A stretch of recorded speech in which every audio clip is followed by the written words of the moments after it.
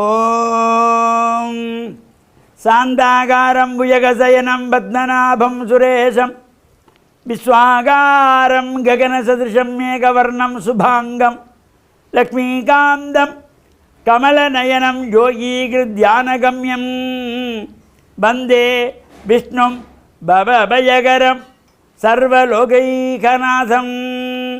ஓம் நாராயணாய வித்மஹே வாசுதேவாய தீமஹே தன்னோ விஷ்ணு பிரச்சோதயாத். ஓம் நமச்சிவாய. மேன்மைகள் சைவ நீதி விளங்குக உலகமெல்லாம். நோயற்ற வாழ்வே குறைவற்ற செல்வம்.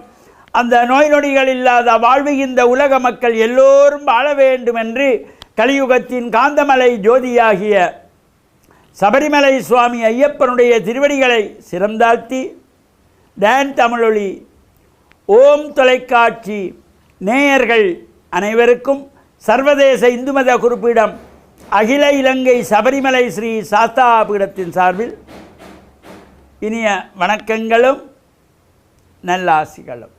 இன்றும் மங்களகரமான விஸ்வாவசு வருஷம் தை மாதம் 15ஆம் நாள். இந்த தை பிறந்து இன்று 15 நாட்கள்.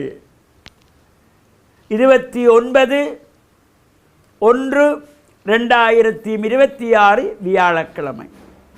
இன்று மலர்ந்திருக்கின்ற இன்றைய பொழுதும் நம் எல்லோருடைய வாழ்விலும் எல்லா விதமான சிறப்புகளும் வெற்றிகளும் கிடைக்க வேண்டும் என்று பிரார்த்தித்து இஷ்ட தெய்வங்கள் குலதெய்வங்களையும் வழிபாடு செய்து பெற்றோர்கள் பெரியோர்களையும் வணங்கியவருடைய அன்பையும் ஆசையும் பெறுகின்ற பொழுது எந்த நாளுமே நமக்கு நல்ல நாளாக அமையக்கூடியது.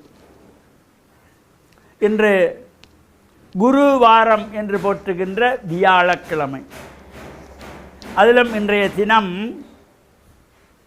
காத்தல் கடவுளாகிய மகாவிஷ்ணுவை வேண்டி மாதங்கள் தோறும் அனுஷ்டிக்கின்றதாகிய திதியை அடிப்படையாக கொண்ட விரதம் ஏகாதசி விரதம்.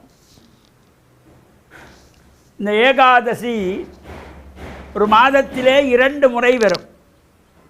வளர்பிறையிலும் வரும், தேய்பிறையிலும் வரும்.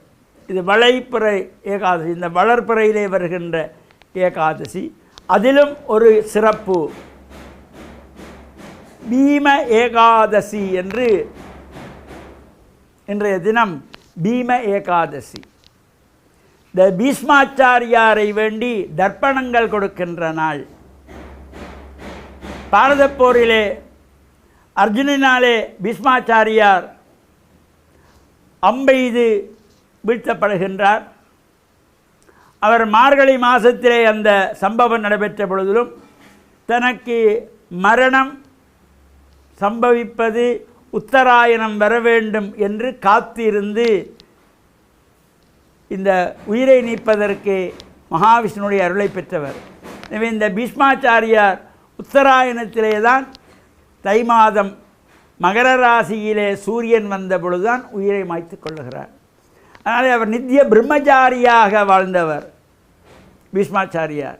அதனால் இந்த ஏகாதசியிலே இந்த தை மாதம் வருகின்ற வளர்ப்புறை ஏகாதசியை பீம ஏகாதசி என்று குறிப்பிடுவார்கள்.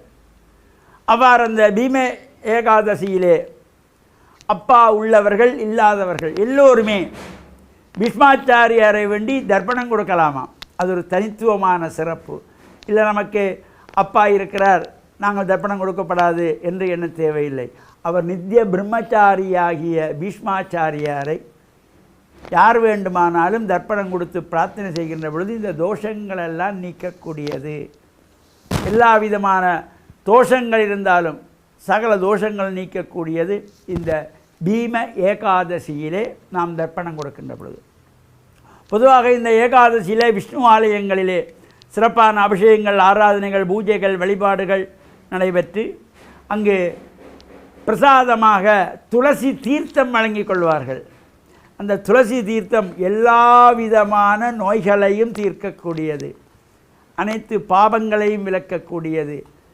அந்த காத்தல் கடவுளாகிய மகாவிஷ்ணுவை இந்த ஏகாதசியிலே விரதமாயிருந்து வழிபாடு செய்கின்றவர்களும் அல்லது நாம் சாதாரணமாகவே இருந்து ஆலயங்களில் சென்று வழிபாடு செய்து துளசி தீர்த்தத்தை பருகினாலே எல்லா விதமான சிறப்புகளும் நன்மைகளும் கிடைக்கும்.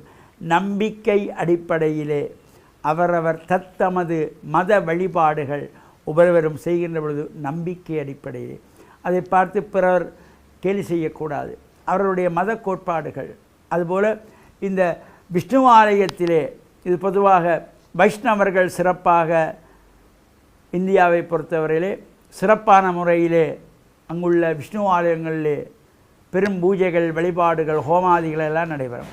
நாமும் இந்த ஏகாதசியிலே விஷ்ணுவையும் வழிபாடு செய்து பீஷ்மாச்சாரியாருக்கு தர்ப்பணம் கொடுக்க விரும்புகின்றவர்கள் தர்ப்பணங்களையும் கொடுத்து அவருடைய ஆசியையும் பெற்று மண்ணில் நல்ல வண்ணம் வாழ டான் தமிழொலி ஓம் தொலைக்காட்சி நேயர்கள் அனைவருக்கும் சர்வதேச இந்து மத குறிப்பிடம் அகில இலங்கை சபரிமலை ஸ்ரீ சாஸ்தாபீடத்தின் சார்பில் நல்ல ஆசிகளை கூறிக்கொள்வதில் மனமகிழ்வு கொள்கிறோம். சர்வே ஜனாஹாம் சிகினோ பவந்து சமஸ்த சன்மங்களானி சந்து சுபம்.